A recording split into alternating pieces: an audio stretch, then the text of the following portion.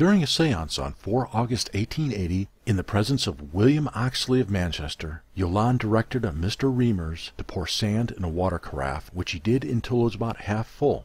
Then he was instructed to pour in water. Yolande took it, placed it on the floor, covering it lightly with the drapery she took from her shoulders. The circle was directed to sing. While singing, they observed the drapery to be rising from the rim of the carafe.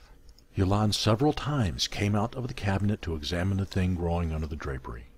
Finally, she raised the drapery altogether and disclosed a perfect plant, its roots firmly grown and packed in the sand. She presented it to Oxley. Through raps, instructions were given not to discuss the matter, but to sing something and be quiet. They obeyed. More raps came and told them to examine the plant again. To their great surprise, they observed a large circular head of bloom, forming a flower fully 5 inches in diameter, that had opened while the plant stood on the floor at Oxley's feet.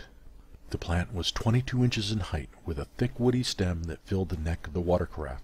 It had 29 leaves, each smooth and glossy. It was impossible to remove the plant from the water bottle, the neck being too small to allow the roots to pass.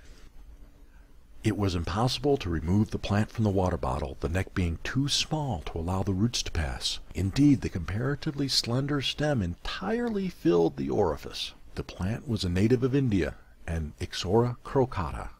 It had some years of growth. Marks could be seen where the other leaves had grown and fallen off, and wound marks which seemed to have healed over and grown over long ago. But there is every evidence to show that the plant had grown in the sand in the bottle, as the roots were naturally wound around the inner surface of the glass. All the fibers perfect and unbroken, as though they had germinated on the spot and had apparently never been disturbed. The plant was photographed. It lived for 3 months under the care of Mr. Oxley's gardener, and then shriveled up.